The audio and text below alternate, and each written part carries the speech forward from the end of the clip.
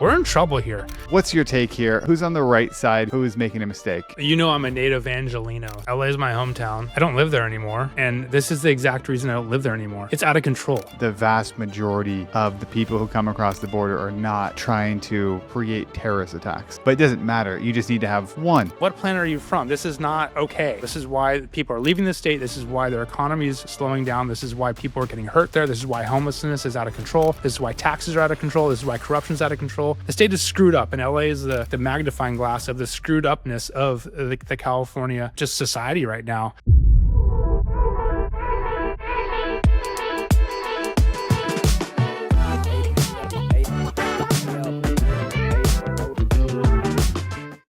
What's up, everyone? Welcome back to another episode of the Adventure Capitalist Podcast. In this podcast, we dive into the world of investing, entrepreneurship, business, and adventure. My name's Austin Bronner, and I'm here with my co-host, Cody Shirk. Cody, you've got a new baby, dad life for the third time. Congratulations. How are you doing? Thank you. I am very tired. I will say my wife is definitely taking the brunt of the abuse from the newborn, but there's something in human DNA for people who have kids or have multiple kids. You just forget about that first couple of weeks of having the baby, and then when you have another one, you go, holy shit. Why do people put themselves through this? This is hard. This is super hard. So I'm getting that reminder right now. I'm getting my butt kicked, and I'm getting reminded how challenging it is the first couple of weeks. But it's rewarding. You know, holding a little tiny baby, you hold it and you're just like, wow, this is life. It's just like a very puts everything into perspective. You don't care about anything going on in the world. And you're like, wow, this is life, and it's a cool thing. So yeah, that's been my past 5-6 days. I had a friend send me a voice note before my son was born, and I thought it was one of the most accurate descriptions. He was like, you know, the first month, it's going to be just so unsustainable in all aspects that there'll be times that you think, if this continues, you know, my health will go to nothing and deteriorate. My relationship will go to nothing. My business will be dissolved because there's no way I can keep it up. And everything will go to zero. He's like, but at some point in that month, that first month, around 30 days in, things will like change just a little bit. And you'll be like, okay, got it. Yeah, it's seeing the light at the end of the tunnel. And right now, like the light for me is like this little tiny like pinhole prick of light. It's so far away. I know like 30 days in, it'll get a little bit bigger. But what's that saying? It's the days are so long, but the years are so short. Mhm. And that's what I'm in right now. I know a little ways from now, it's going to seem like time flies by, but I'm here. I'm ready to talk about investing, geopolitics, what's going on in the world, how LA is burning down, how the market's overpriced, and how I'm actually investing pretty heavily right now. So let's do this. Let's dive in. Let's start with a very interesting New York Times story that you sent me earlier this week. And it really was, the story was basically about how Russia's FSB, which is the equivalent of like the CIA in Russia, is increasingly suspicious of Chinese espionage on Russia, even though they're in a partnership that has been described publicly as a no limits partnership between Putin and Xi Jinping. And it was quite an interesting story. They talk about some kind of leaked Russian intelligence documents that were sourced from this cybercrime group called Ares Leaks. So they have some leaked Russian intelligence documents sourced from a cybercrime group called Ares Leaks that they show that the Chinese are afraid that Russia is actually spying on their Ukraine war operations to figure out how Western weapons and Western tactics actually work. And that they're really at the core afraid that China is just observing and using this conflict to learn as much as they possibly can, so that in the future, if there's a conflict with Russia, they'd understand how Russia works, they'd understand how the other Western nations work, and that they don't want China to have access to all the information that they could gather from these operations. So I'm interested, Cody. What stood out to you about this article? I just think it's like the craziest propaganda article I've ever read in my entire life. And we'll throw up a link on the show notes because we have a link for like a paywall free link. The story is basically what you explained, but it's there's obviously multiple things going on here. Basically, what we've got going on is the U.S., China, and Russia all fighting for control, and this article is making Russia second guess China's intentions. But in the back of my mind, I'm like, is this just a US propaganda article that the US is putting out Yeah. to put doubt into the Russian and Chinese minds that there's an accusation of the Chinese spying on Russia? But it makes sense. I mean, China for sure is observing the war in Ukraine. I don't think there's even any question about that. They want to see how Russia is doing, but they want to see the weapons that the West is deploying. And the West knows this for sure. The West is going to be very careful not to give Ukraine or deploy any weapons that show what the capabilities of Western power, specifically the US, actually have. And I think this article is just very good at explaining the obvious, but also if this is in fact true, which is that China actually is like infiltrating Russian, um, security and intelligence levels. It's also pretty interesting that there's a war, not a war, but there's definitely like there's a game going on between Russia and China because part of the article explains how in the very east of Russia. Uh, there's an area of land. This is where Vladivostok is. It used to be Chinese owned, and there's this suspicion that the Russians think that China wants to take over part of Russia. So it's just like this crazy article. I just thought it was such an interesting piece to come out of the New York Times because people think that the Ukraine war is winding down, or maybe it's not going to escalate. I'm not. I'm not predicting that myself. I'm just saying people think that it's just a Yeah. matter of time until this war comes to an end. But in reality, like we're almost just getting warmed up about who is trying to take the top throne of the world power. And this article articulated it almost perfectly. I took a different take on it when I read it. One of the first things that popped into my mind is that this could be written about the U.S. and Israel, Yeah. and that the U.S. and Israel are very close partners, but who has the most like capability of spying on the U.S.? It's Israel, Israel and has the they're most actually the one capability of spying on everybody, I feel like. that They're good at one of the most spying. capable of spying literally on everybody. But they're also the ones that, just like Russia and China, it's the U.S. and Israel have the same. I think there's the same thing could have been written about U.S. and Israel because the U.S. has to be aware, and they are aware that uh, Israel can reach anybody in the U.S. Right? They can spy on anyone. They've got the capability to weaponize their technology and like human assets on the US through some of the stuff that they've created, like these Pegasus apps that have been able to, you know, take somebody's phone, download everything without them even knowing, upload it into the cloud, and deliver it to a foreign agent. There's incredible things that Israel's doing. So that was just like to your point about the propaganda side of it. That was my thought was Yeah. this Well, could be written by about Israel. I don't know about the comparison to Israel. I mean, that's your take. I'm not on the board with that. I mean, I'm sure that's happening. I'm just saying for this specific example with this article, I think it just shows China's growing ability to do real deal intelligence, real deal spying. And what's been happening in the U.S. domestically is equally concerning in terms of, what is China doing. So if we look at Russia and China, the China's got to be doing the same thing to the U.S. and it's just not so much out in the open because we're not in open warfare in Ukraine. So what are they doing right now? And it's everything from TikTok to possibly biological weapons to propaganda stuff they're not even really aware of to the immigrants coming to the border. We don't know who came in, especially from China. There's a lot of Chinese immigrants that came in. So I just read that article and I was like, holy smokes, this is a total propaganda article for all the countries. But Yeah. as a U.S. Citizen, you should be thinking, "Oh, this is not just a Russia-China issue. This is a real deal issue for the U.S. as well." Well, I mean, we can dive in a little bit more onto this because it is interesting because there's another story that came out about a woman from Wuhan, China, who was arrested and charged with making false statements and smuggling biological materials into the U.S. for her work at the University of Michigan laboratory.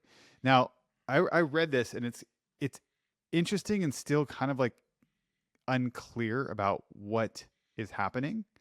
But to give kind of a breakdown on it, her name is Chen Xuan Han.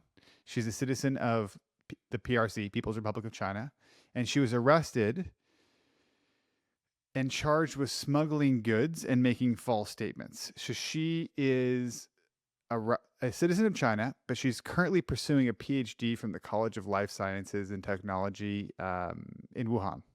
And she had sent 4 packages to the United States containing some sort of concealed biological material. And these packages were addressed to individuals associated with the lab at the University of Michigan. So then she arrived at Detroit Metropolitan Visa on a J1 visa, and they asked her questions and did an inspection, and she started to lie about what she had shipped to the United States. My understanding is we don't really know what like basically she was detained. She'd cleared all her devices. There'd been a lot of sketchy stuff going on. There's like a lot she even admitted to sending the packages, um, but she'd cleared everything, and there's clearly some sketchy stuff going on. What Back to your point about like China doing this espionage and some of the things we got to be aware of, why what was interesting about this story particular to you, and how does it link back to kind of like a larger spying effort? So in another life, when I was a firefighter back in LA, part of my specialty, I was trained in. I won't go deep into it, but I spent some time with the federal government getting trained on live agents, explosives, nuclear weapons, and that type of stuff. Anyways, what I learned about live agents, that's like anthrax, or what we're looking at right here, these biological weapons. It's terrifying. I cannot express how terrifying the terrifyingness is about what other countries could do to everyday citizens in other countries. And this article popped up. Actually, it was a post from Kash Patel, who's the FBI director, that it was this announcement of the arrest. And it's just so obvious to me that this is the next thing that will happen if a war Yeah. starts or a huge conflict starts. It's not going to be bombs and bullets. It's going to be this. And this example, I think specifically what we're talking about here with this girl shipping I think they're ringworm. But Roundworms. yeah, and these worms were or could disrupt biological species in the university, so it could disrupt the research they're doing there. The point is, what I'm getting at is that it's so easy for someone just to mail something, and it could be a tiny little package, and the devastation it could do is just unbelievable. And whatever your stance is on COVID or whatever happened there, clearly lots of funny business. We have no idea whatever happened. Was it a lab leak? I mean, let's come on. It came from Wuhan. This is another lady from Wuhan sending stuff to the US. It's kind of terrifying. So I think this expectation that China is going to invade Taiwan and we're going to send aircraft carriers over there and it's going to be this war, which by the way, we actually do have aircraft carriers over there right now, but that it's going to be isolated there, like that's that's just the tip of the iceberg of their capabilities. When I say they, any adversary of the US being able to disrupt operations within the US. And I think the US Postal Service is like the number one drug, number one drug smuggler in the world as far as being able to ship drugs. And you could just replicate that for biological agents or different types of live agents that you can just ship through the mail. And whether it's DHL or UPS or FedEx or whatever, it's just so easy to see how this could get out of control really quickly. So, um, Were you following what the Ukrainian strike deep into Russia? which the multiple ones where they had the drones and all that? Yeah, Yeah, I because mean a it's little bit. very much it's very like in a sense it's very similar, It's like a right? Trojan horse type thing. What's that? The It's like a Trojan horse type thing, Trojan horse exactly. type of strategy. Where they basically smuggled in these drones in trucks, and they were effectively suicide drones that they brought them into the country, opened up the trucks, launched them from the truck, so they were much closer to the airfields, and then destroyed. Uh, Again, the numbers, it's unclear what percentage of the like long range bombing fleet they destroyed, but they did some serious damage to Russia. And I was reading a separate article, which we can put a link in here. It was talking about like the Indo-Pacific, and we've done a couple episodes on what's happening in the Indo-Pacific, and they were talking about how the same sort of thing can be done with China using their civilian like shadow fleet, right? And we have this idea that mostly in the West that you've got military and civilian ships, but really like they've got these civilian military ships that could be, let's say, filled with drones or filled with other things, so that the strike capabilities are very different than what we previously had to deal with. And just the example of what happened in Ukraine is like a perfect example of why there needs to be more border security, because if it happened in Russia from Ukraine, a place where clearly they do not want Ukrainian trucks filled with drones to cross their border, but somehow they got it across. Like, could it happen here from Canada down to the US? Yes. They 100%. probably Or could. we talked about it in a couple episodes ago about the fishing fleets of China, and we talked Yeah. about it in the South China Sea too as well. How you have these civilian, I'm using air quotes on that because they're government subsidized, government backed fishing fleets, and are they fishing? Probably, but they can put whatever else they want on there. They can put Yeah. surveillance instruments, they can put drones, they can do whatever. But back to the live agents really quickly, and I don't want to like scare people or put this like feeling of terror, but that this post that Cash Patel put out it just kind of like brought me back to my days when I was getting trained in all this stuff, and you just think, okay, you combine that with drones. You think of the '90s when they had that anthrax attack in Japan in the subway there, and it killed, I don't remember people killed, but that was a domestic terrorism issue in Japan. It's so easy to replicate that anywhere in the world, especially now that we have drones, and it's a very scary thing. So back to your point about border security and really being careful about who's in the country, what their reasons are for being here, and Americans just being aware that we have enemies within, and this idea that a Trojan horse style attack could happen is completely realistic and probably probable, which is terrifying. Yeah. I mean, I would say from what people I've listened to, that it's imminent, not probable. Like that, there's so many people that have been able to come across the border, and again, the vast majority of the people who come across the border are not trying to create terrorist attacks. But it doesn't matter. You just need to have one Yep. or a small group to be able to do some serious damage. I think it's interesting because it kind of connects to what's one of the big stories in the news right now, which is continuing to take over because of there's like a it's becoming politicized. And when stories start out small and then you watch them become politicized on a national level, they start to just dominate the airwaves. And that's what's happening in Los Angeles, right? So 4 days ago, let's just kind of give some context of what actually happened. So there was some federal immigration raids conducted by ICE that happened throughout the city on June 6th. So this is on Friday. They targeted job sites in predominantly Latino neighborhoods that resulted in the detention of about 100 suspected undocumented immigrants.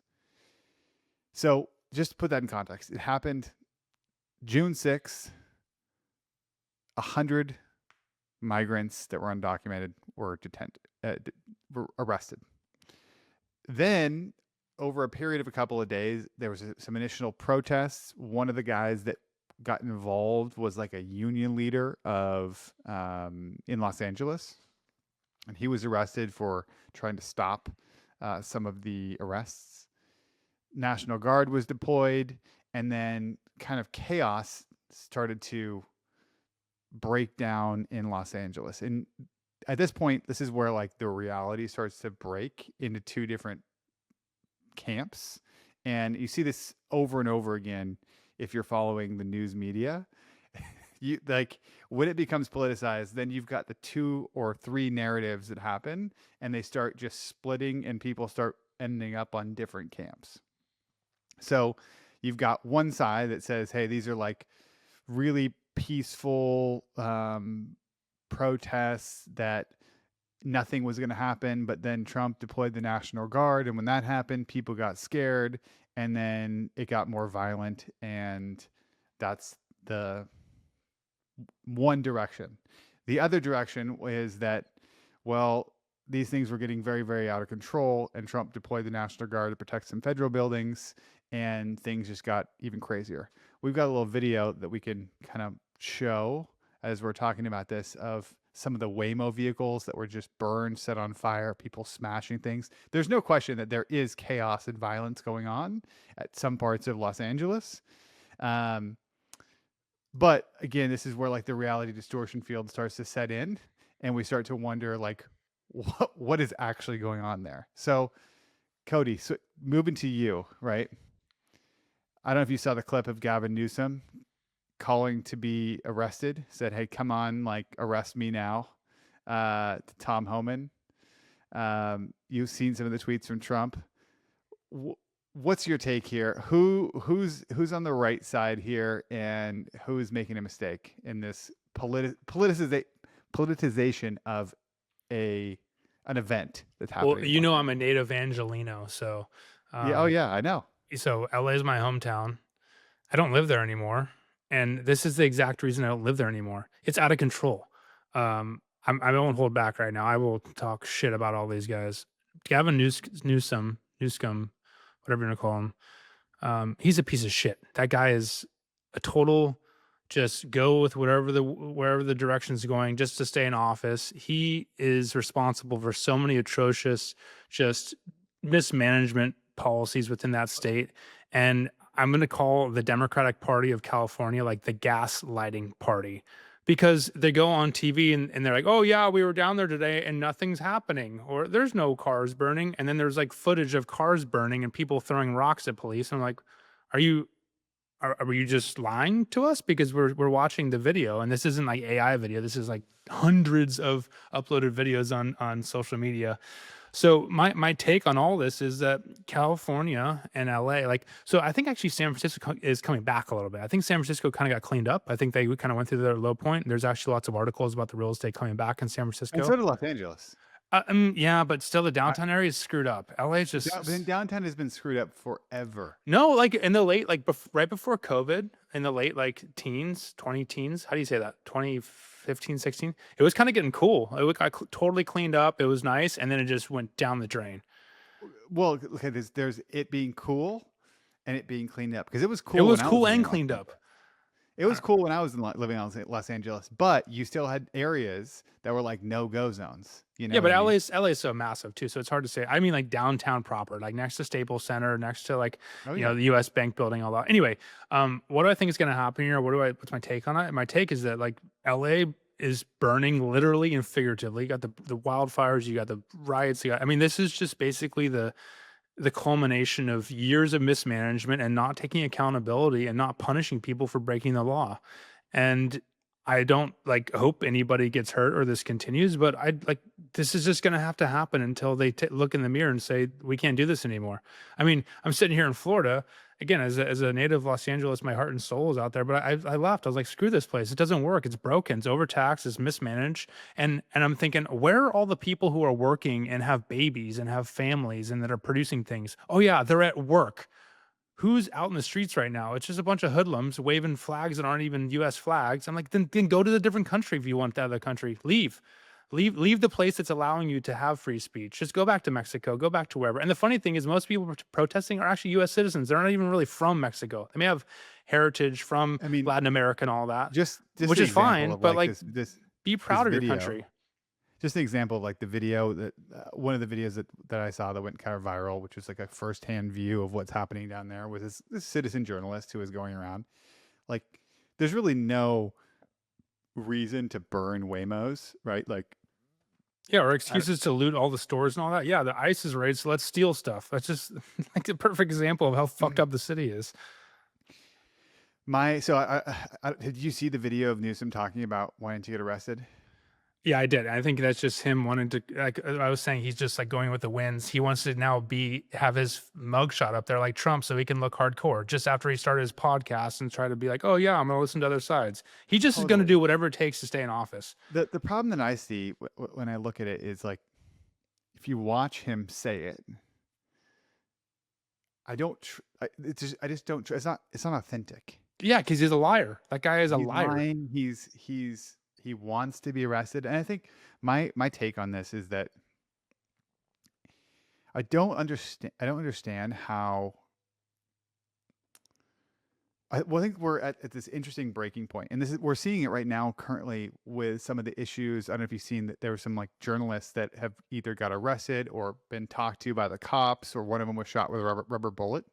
And if you watch one of the videos, the citizen journalist guy put out of some of the Waymos being burned down and people breaking stuff, there's like 25 to 30 people with video cameras videoing to like one person that's burning stuff down. And we're in this weird spot right now where, and I think back to your point about why it's like the Democrats are like this gaslighting party, is that we're now at a point where everybody is a citizen journalist. Everybody can record videos. Everybody can put out footage of what's actually happening on the ground. And if you're just a representative like Maxine Waters, who is being interviewed at the federal building saying, there's no violence here, there's nothing going on. And then you go on Twitter or you go on Instagram and you see rocks being thrown and hitting policemen in the head. They're not caught up to the fact that there's video cameras everywhere. And also the police are having a hard time trying to understand, like, are you a journalist? Are you just somebody with a camera? Because what does that even mean? Right. And so again, Yeah, but I I think think that's the whole point. Like, this is just a big distraction that them trying to have this narrative. And even if you go to the mainstream media, like ABC News was like, had the helicopter over the scene, and they're like, "Oh, the police shouldn't be set in because these are just people having fun with cars on fire." You can literally look at this scene up. It says these are people just having fun lighting cars on fire. I'm thinking, what planet are you from? This is not okay. This is not okay at all. This is why people are leaving the state. This is why their economy is slowing down. This is why people are getting hurt there. This is why homelessness is out of control. This is why taxes are out of control. This is why corruption is out of control. The state is screwed up, and LA is the magnifying glass of the screwed upness of the California just society right now. And it's so frustrating to watch. And I'm just over the bullshit with all this. I think there was like the past decade, everyone's like, oh, let's just be polite and like accept everyone's feelings and blah, blah, blah, blah. It's like, you know what? Screw this. People, you guys are dumb. You're lighting cars on fire. You're not even working. You're fighting a cause that doesn't even make sense. You're wanting to fight people who are here illegally. So as soon as, you know, what that's saying, as soon as you don't enforce one law, then all the other laws don't matter, and you have a lawless society. And that's exactly what's happening in LA right now. So I don't know what's going to happen here, but I fully support Trump sending in everybody, the Marines. He sent in 700 Marines from 29 Palms. Totally dystopian. I don't like our military being deployed in our sovereign soil. I don't think that's right. Like, I don't think, like, image wise that's good, but if we need it, we need it. And the reality is we need it. And for Newsom to say that, oh, he's just trying to stir things up, like, what are you talking about? Your city's out of control. I will before I end this rant, do you remember when Xi Jinping came into San Francisco and yeah, Newsom just cleaned the city up overnight? And yeah. my friends who are living there, you probably have friends who live there too. They literally picked up homeless people on buses and just bust them out of the city and dropped them off somewhere else. Pressure washed all the streets with bleach, cleaned up some stuff, painted some stuff, and it was over like a couple of nights. They have the ability to do that in any city throughout California. And this game of charades and gaslighting that Newsom, Maxine Waters, Pelosi, all those people are playing is mind blowing. The people still believe these people and follow what they're saying. I don't think it's mind blowing. This is back to my point of, Well, there's dumb people. Dumb people are it's not that. dumb. It's totally dumb. Reality. It's the reality distortion, right? And like, this is where it's a bunch of sheep. What's that? It's a bunch of sheep. No, but it's not. Go look at, if you look at what your media sources are, if you're getting your information from X, it's different than if you're getting information from Instagram. If you're on Instagram, it's completely different. Yeah, but if you're watching ABC News and the broadcaster is saying, oh, it's just people having fun lighting cars on fire, There's no way your brain can say, "Oh, that's okay. Yeah, I guess the media is telling me this is okay." Unless you're a sheep. If you're a sheep, you're like, "Oh yeah, that's fine. Cool. It's cool to light It's cars not on a fire sheep. now." It's not a sheep. Total sheep. Total flock of sheep out there. What it is a different value system. And there's this interesting book from, I think it's Jonathan Haidt. He talks about, it's called like The Righteous Mind. And he talks about how when people are most disconnected from each other, again, I don't think that people should be burning cars on fire. I think it's just stupid. Well, they've And it lost their doesn't do values. If anything it's a good. value system, they value feces all over the floor and No, it's crime not and that. homeless and drugs. It's But it is different. that. It is that. No, it's not. You know what it is? It's people that, and he goes. I'm gonna butcher this because it's kind of a complicated breakdown. But where people don't see eye to eye is on these certain issues, they get hijacked by like what is more important. One of them. So everything is motivated by this idea that these ICE agents are instilling fear in people, that people are afraid for their lives, and this fear that they have in the communities is overriding everything else on one side. On the other side, people are like, this isn't fair, right? Like people shouldn't be able to live here illegally. And and and honestly, I dove into this. I started to look into, okay, let's actually look at the actual deportation statistics. Has Trump actually increased deportations, or are they similar to what they were previously? Guess what? They're almost exactly the same. It's not like a massive increase in deportation. And if we say that deportation numbers are the same, but the number of people that are coming in across the borders has dropped by like 95%, that's a massive freaking win. Yeah. I mean, but still, everybody out there is a sheep for not standing up for what's right, and it's out of control, and they're I going to keep understand that. I burning. understand. My point is like, what what what is right though? It's not black and white for people. And this is again, But it this should is be. where That's my point. They've lost complete sense of reality. They've lost sense of just like general morals and ethics, and they're blending the line everywhere and thinking that things that like lighting cars on fire or committing crimes or looting stores or breaking immigration laws are okay because the laws aren't enforced. And once you do that, don't enforce laws that the other laws aren't enforced. because they would say because the laws are unjust. But that's the point. Then they start justifying, oh, it's unjust. No, it's not unjust because we literally have justices that put the laws into place. And that's when you have a breakdown in society and you start making excuses for, oh, well, this isn't fair or that isn't fair because we haven't been enforcing laws for years. And in the case of California, for decades. And now that the time has come to enforce the laws, people are trying to do these backflips and tongue twisting, explanations for why things aren't unfair. But you go look at the laws, a law's a law. And again, I'm so passionate about standing up for the bullshit that's going on in California and taking a stand against it because I people don't haven't disagree. taken a stand against it. They I don't haven't. They just disagree let with it go. you. Right? I actually stand more on the side. I stand more on the side of like there needs to be more. There needs to be more clarity and more consistency with following the law. Like, But that's the again, point. There doesn't. That's my point. It's the law is a law. There and there shouldn't be much more clarity. It's definitely a like law is not black a and law. white. There's one thing we know in the U.S. is that a law is not a law. It is whether or not it is actually enforced is massively different depending on where you are. Right? Exactly. That's why California that doesn't enforce laws is sliding into oblivion, and states like Florida and Texas and North Carolina, But even Arizona in Texas, are doing even well. in Texas, the marijuana laws in Austin, Texas versus just outside Austin, Texas are massively different. That's because Austin is a Democratic run city. And if you go in Austin, there's homelessness everywhere. And it's unsafe to walk around certain parts of Austin for sure. Same with many parts of other Democratic cities and other states throughout the US. It's like it's so obvious. My point, Cody, is that there's two sides to every coin, right? And the insanity of putting somebody in jail for a tiny amount of marijuana 100 miles outside of Austin, which is what happens, also cuts both ways in the other direction, right? Like a law is not a law. A law is there's not No, but it clarity is. in- If the law outside of Austin is you can't have marijuana, then you can't have it, and you're getting arrested. And you're running the risk if you have it. It is. I think people try and justify these gray areas and say like, oh, well, over here it's okay and over here it's not. Well, there's two different laws. That's just the way it is. And I think that California, again, is just a perfect example of why this doesn't work, which is bending the rules. Because once you bend the rules, it's like a little kid. You like you make a threat to a little kid and you don't follow up with a threat. I mean, like if you don't clean your room, you're going to be grounded. And then an hour later, the room's not cleaned up, and then you don't ground them. They're going to learn that like they don't have to clean their room up. It's just very simple, cause and effect. And the cause of and effects in California are out of control, and the state's completely out of control. And I'm laughing at my friends who are still there who consider moving, and they're just going to keep putting up with it. So this is a hill I will die on.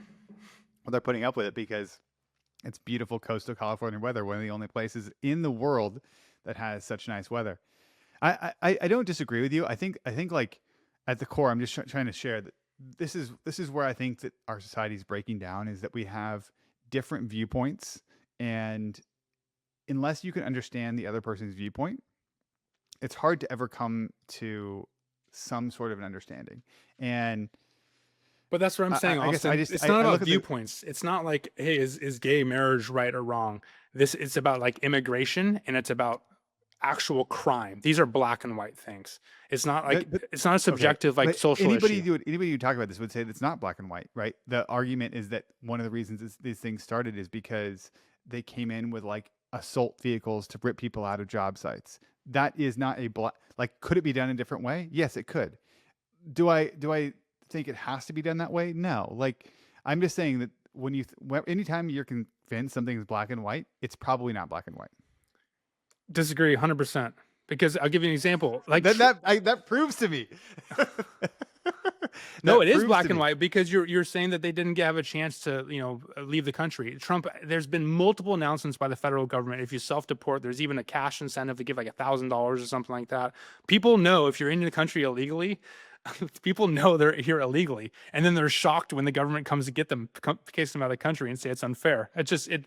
I'm out on that. That's a black and white thing. If you want to talk about like a social thing, when it has to do with U.S. citizens within the U.S., with whether there's gay marriage or abortion or wherever that, like those are much more gray areas where there's different states, laws, and all that. But for simple things like you can't kill somebody or you can't rob a store, you can't, come into the country illegally. That's black and white. I'm. You want to let's go. I will keep going All on right, this. we're gonna wrap on this, to be continued, as we see what happens over the next couple weeks. Let's dive into the market, because it's been kind of an ongoing segment about what's going on in the markets. Markets still very, very, very expensive. We're gonna have a couple charts here. You want to walk through some charts you brought up and shared about where we're at today, and it's kind of a check-in segment that we've been doing consistently. So dive us in, Cody. Where are we at right now? So I'm not going to reverse too much, but I probably sounded very like pro-Trump MAGA for the last section. I'm actually like the opposite for this next section. I disagree completely with what Trump's doing. I think we should be this big, beautiful bill. I think is a disaster. We should be drastically cutting expenses. I think we should be raising rates. I think the Fed should raise rates.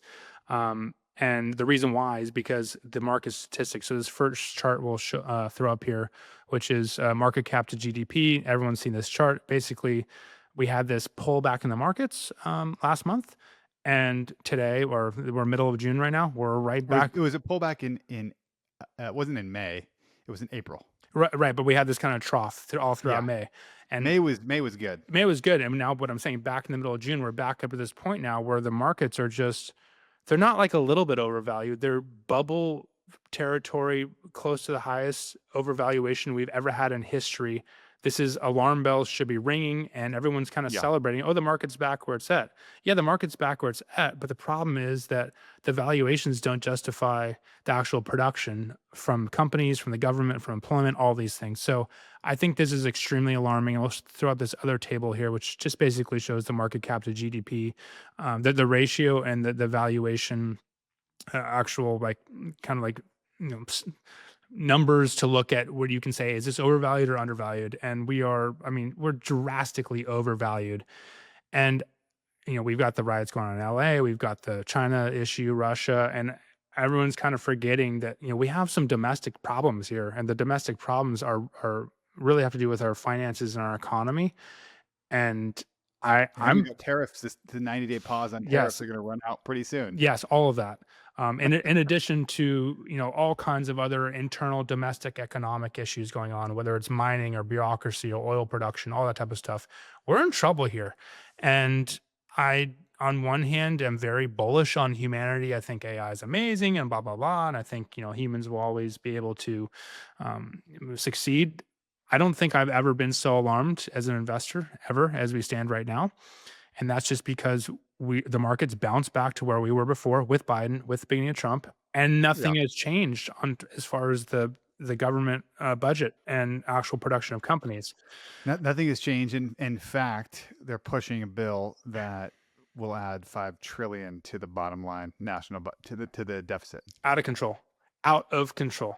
And of course, there's the part of the AI crew or the MAGA hardcore crew. It's like, oh, we're gonna have this period of immense production and immense proliferation of technology and all that. Like, I hope they're right, but like, come on, like let's be real here. We can't bank on that happening and then just let our debt spiral out of control. We can do both, but we need to first focus on putting on the oxygen mask on first to ourselves, which is getting our budget under control. And I'm extremely alarmed. So all of that said, as an investor and a venture capitalist looking for opportunities around the world, there are some crazy good opportunities right now.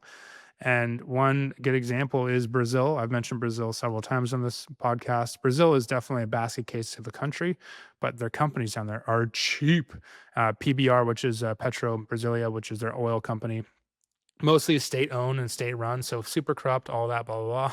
But it's so cheap, and their dividend yield's like 25% right now. I'm not saying that's a stock pick you should go after, but it's more of a highlight of these equities and companies around the world that have gotten dirt cheap compared to US equities.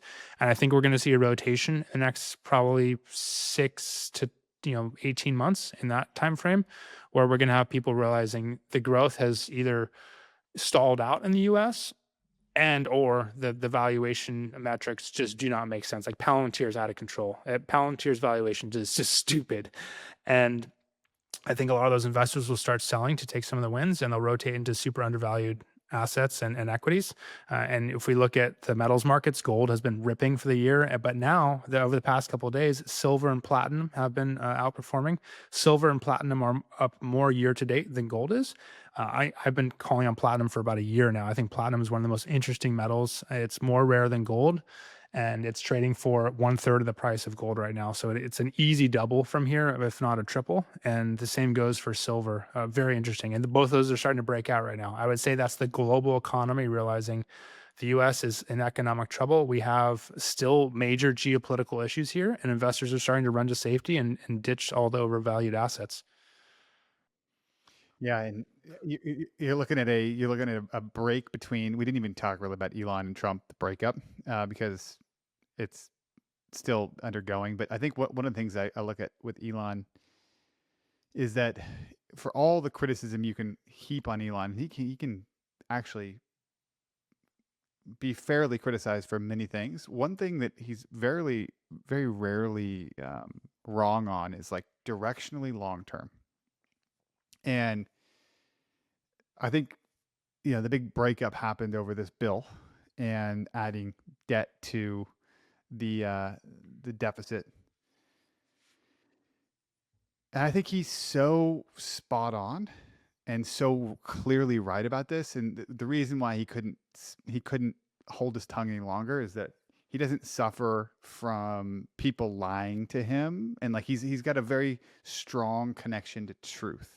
And and and so when Trump is saying one thing and then pushing this bill that's going to add a ton of debt to our GDP, um, he can't stand it. And this is where I'm like I'm very clearly that like I'm almost always aligned with Elon, like long term. I don't doubt him long term because he's very very good at thinking about second order consequences and what's going to happen. And so yeah, man, it's scary if this thing gets passed. We're continuing to kick the can down the road. Well, even if it doesn't get passed, let's just say it doesn't get passed, which is this big, beautiful bill, which is basically the US House budget. I mean, like if you're a household, like Let's pass our Yeah. budget to buy groceries and gasoline and pay the mortgage. Even if this bill doesn't get passed, whatever replaces it or whatever gets put in there in between is going to do nothing to the bigger issue here. And frankly, I voted for a party or people that would take care of this issue. And I feel like this is the one issue that's not being taken care of. I don't really mind them taking care of the other issues. I'm a total fan of all the other stuff. But my number one priority is this finance and economic crisis issue. And it's just being, perpetuated. And I agree with you about Elon. I'm glad he stood up. I know there's a lot of Elon haters. I'm not sure what to think about him, bigger picture. I like him overall, but I'm sure as hell glad that we have someone like him standing up and saying what's like the elephant in the room. I'm glad. I probably wish he didn't do it over X last week, like in a public. Could have been done a way different way. Like the whole like right wing, whatever. It was like, Mom, Dad, stop fighting. It's Yeah. like it Insane. was bad. But it's weird though. Over the past couple of days, it looks like Elon's trying to like kiss ass a little bit. He's like trying. No, I'm serious. He's like putting out like retweeting stuff and like I know. reposting stuff from Trump. So we'll see what happens there. But I think the damage might have been done. Who knows? Who knows? Interesting stuff going on. We're in a very interesting time right now, and every week we try to come to this podcast and bring the things that interest us. So if you like this show, please follow along, subscribe on YouTube, leave us a comment. We'll be back next week with another episode showing what is going on. Have a great day. Talk to you guys next week.